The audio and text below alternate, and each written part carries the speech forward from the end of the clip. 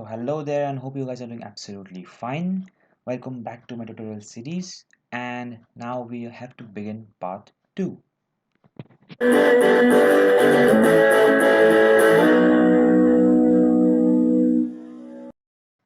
So in the previous video we had completed the body and I'll allow it to rest for a while and then we'll start with the tail. Now you guys might ask me, bro, why did you remove the tail? Now I remove the tail because it is easier to work on it when it is detached from the body, and I can also keep it to dry when I complete sculpting on the tail. I can allow it to dry and I can also work on the body at the same time. So now what you have to do is just add the clay on the tail. Make sure that you do not make the tail too much fat. Just remember that the tail portion which is close to the body must be thin and the tail portion which is away from the body is large. Bro, why are you not making the complete tail right now? Now that's because I am just doing one part of the tail, that is the thinner part of the tail, or I should say the tail part which is close to the body. And the other part I will do it once the small part gets completely dry. Now why I'm doing this? Because it simply is easier for me to work on and it will give me as accurate tail as I want it to be. What we're to do right now is just smoothen the tail and we're gonna use the same techniques that we did before, that is use the water and just keep rubbing it. Hey, tell me, what kind of tools should I use for smoothing? You can use any tool, you can use silicone tools or even you can use spatulas or even you can use a toothpick or even a scale will do. As I said before that there is no universal application to any of these tools. You can use them to get your job done anyhow. Now I'll just finish this and I'll color it with our yellow color and I'll just keep it to rest, and now we will move to the body. You guys might just think, dude, what is that black thing? You didn't show what you did. Say that that is just nothing.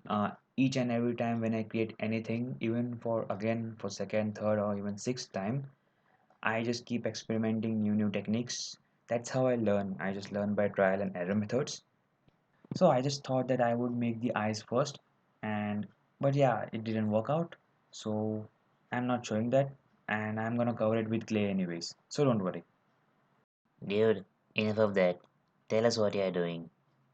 At this moment, I am making the head, and you can see that I am comparing it with the sketch, the reference sketch. Important that you keep on checking your sculpture with the reference image, because once after you do it wrong and after it hardens, then it's very difficult to remove it, or I should say it's a very troublesome process to remove all the whole clay. You might need to remove that and might need to make a new one. So to avoid that, be all kind of alert while doing it. For that, while you're doing the back of the head, you just get it a little bulged out. Just don't make the back of the head straight. It won't look nice. If you do this, it will look as natural as possible.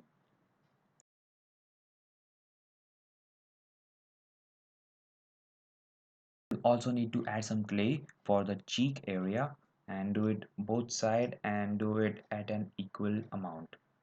Anytime this happens that we might not do this in equal amounts, because one cheek remains big and one remains small, so you need to take care and you need to calculate and you need to observe this. Observation skills are very important while creating any sculpture.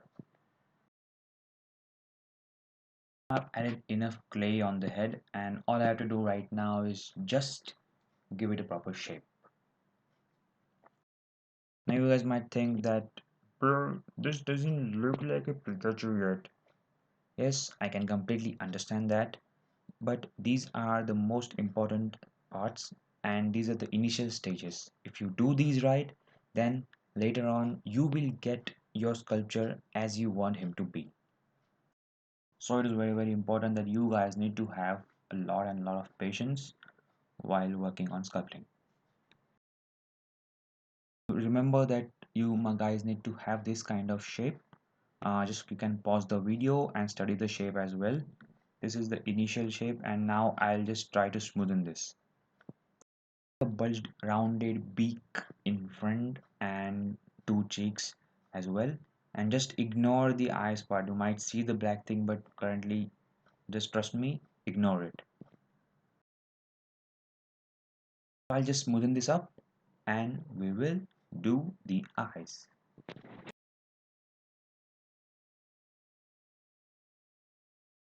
So for the eyes, add equal amounts of clay on both the sides first, and then we will try to give them a shape. Remember, here is the most important part. You have to make the eyes curved, like they are bulged out in the middle and they are curved. And you can understand what I'm saying, right? So for to do that, you have to use the silicone tool, and first you just adjust it with the help of your hands, your fingers, and then you can use the silicone tool to do that. I'm not a fan of flat eyes. I think eyes must always be round or curved. Hence, it's very important that you do the eyes right. And coming to the mouth, you can use any tool. You can use a pin tool as well to do this. His mouth is like an elongated W. It means that if you have a normal W and you pull the W from both sides, and you get his mouth. And now I'll just smoothen that mouth area as well. That must look good, right? And you can see that towards the nose part, we have to keep it a little pointed. Doesn't your clay get hard?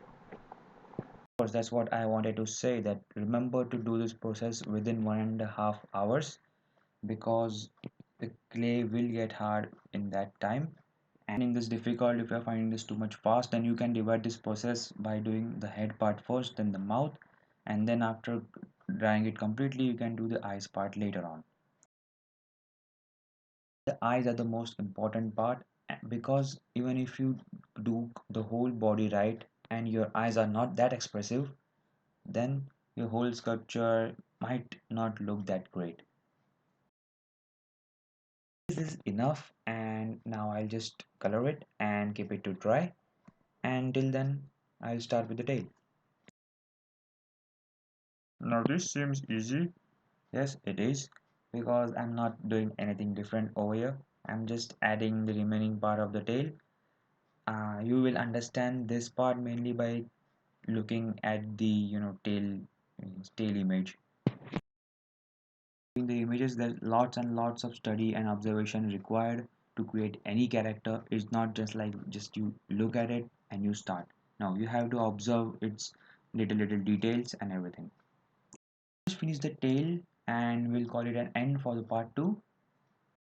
Enjoy our part 3, because all his Pikachu's looks, Pikachu's cuteness, we are gonna make all that in part 3. So stay tuned.